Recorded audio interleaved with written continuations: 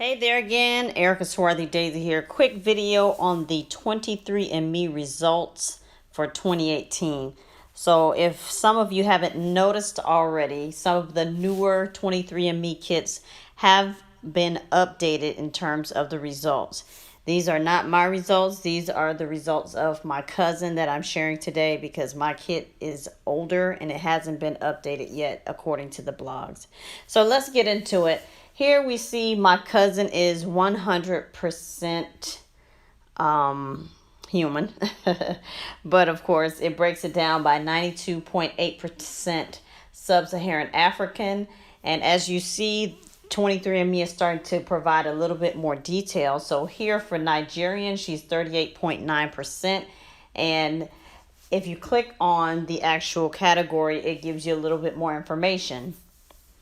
So here it reads, Nigeria's population is the largest in Africa and one of the most diverse with over 250 ethnic groups, including the Hausa, Fulani, Yoruba, and Igbo people. Next, we see the coastal West African. She's 12.6%. And when you click on that, it says the people of the coastal countries above the Gulf of Guinea are genetically similar, and are distinct from neighboring regions. The next is Congolese at 11.4%. And when you click there, it says, beginning around 3,000 years ago, the genetic tapestry of the Congo Basin was transformed by the influx of Bantu-speaking peoples from the north. Next, she has Senegambian and Guinean, so it's 9.1%, and it says the people of Senegal, the Gambia, Guinea, and Guinea-Bissau share many traditions. Today, around 20% of African American ancestry is from this region. The next one is Southern East African, so it's 0.6%, and it says within the last 3,000 years, metallurgy and agriculture arrived in southern East Africa with the migration of Bantu-speaking peoples from Nigeria and Cameroon. Next, she has 0.1% African hunter-gatherer, and it says African hunter-gatherer populations represent some of the most genetically distinct branches in the human family tree. Next, it says broadly West African at 13.2%. And there it says, for over a millennium before European colonization and the Atlantic slave trade, West Africans were united under a series of powerful empires, resulting in broad similarities in music, clothing, art, and cuisine. A gradient of genetic similarity extending from Senegal to Nigeria reflects a richly complex population history and a region home to over 350 million people who form hundreds of distinct ethnic groups. Broadly West African DNA may match several populations, making it difficult to assign to just one. The next one is broadly Congolese and Southern East African at 2.2%. And it says Bantu is a term widely used to describe the largest of Africa's ethno-linguistic families with Iron Age roots near present-day Nigeria and Cameroon.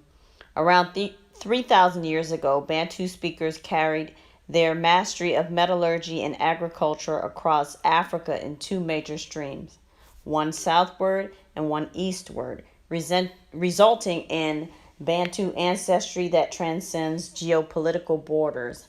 Likely as a result of these rapid and widespread expansions, some Bantu DNA is difficult to assign confidently to a specific location within sub-Saharan Africa.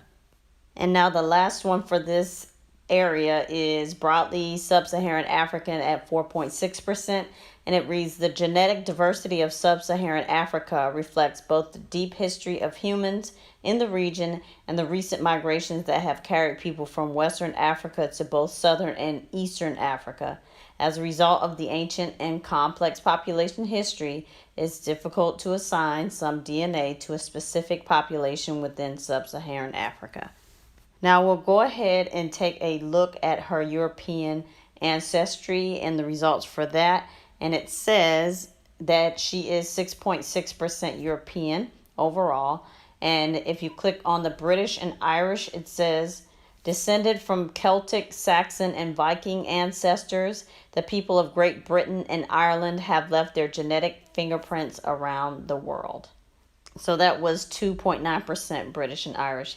So let's look at the broadly Northwestern European at 1.9%. And when you click, it says Northwestern Europeans are represented by people from as far west as Ireland, as far north as Norway, as far east as Finland, and as far south as France. These countries rim the North and Baltic Seas and have been connected throughout much of history by those waters. Broadly Northwestern European DNA matches several specific populations and cannot be assigned to just one. This shared heritage may be the result of extensive migration, possibly including the Germanic invasions of the early Middle Ages. So next we have broadly Southern European at 0.9%. And it says Southern Europe, including the Iberian, Italian, and Balkan peninsulas, as well as the island of Malta, is a region defined in great part by the Mediterranean Sea. The Mediterranean has provided transportation routes, keeping these regions connected culturally and genetically. Broadly Southern European DNA matches several specific populations and is difficult to assign to just one. Now, the last one for this section at 1.0% is broadly European, and it says much of Europe was buried under miles of ice 10,000 years ago. As the glaciers receded over millennia, Neolithic farmers from Western Asia joined Paleolithic hunter-gatherers to settle Europe. Some European DNA is difficult to assign confidently to one population and receives a broadly designation. Now, the last section says East Asian and Native American, 0.4%. So at 0.2%, it says she's Indonesian, Thai, Khmer, and Myanmar. So from Myanmar to Indonesia, the people of Southeast Asia are genetically diverse, reflecting the legacies of several migrations beginning over 40,000 years ago. And then she's Native American, 0.1%. And it says North, Central, and South America were first populated around 15,000 years ago, following the arrival of Native Americans from Northeast Asia. And then it says she's broadly East Asian and Native American at 0.1%. And it says the peoples of East Asia and the Americas have a shared genetic history. Their common ancestors left Western Asia over 50,000 years ago, migrating east across the continent. The ancestors of Native Americans began to cross into the Americas 12,000 to 15,000 years ago. Broadly East Asian and Native American DNA is a relic of this ancient population split and reflects shared roots in Central and Northern Asia. And then the last is unassigned. It says 0.2%. And it just says there's a wide range of human diversity out there, and sometimes our algorithm can't pinpoint a region of your DNA to a specific population. Bear with us as our data and resources continue to expand. We expect the amount of unassigned ancestry our customers see to decrease. So that's it. Thank you guys so much for watching. Again, I just wanted to bring you an update of the 23andme updates. As you've probably already seen the video on the Ancestry DNA updates, how they've kind of tried to specify or change around their categories. Whenever mine are available, I will definitely bring you guys another video. But in the meantime, I wanted you to see what the test kits and results are looking like nowadays. So that's it, guys. Thank you so much for watching. Erica Swarthy Daisy. Bye.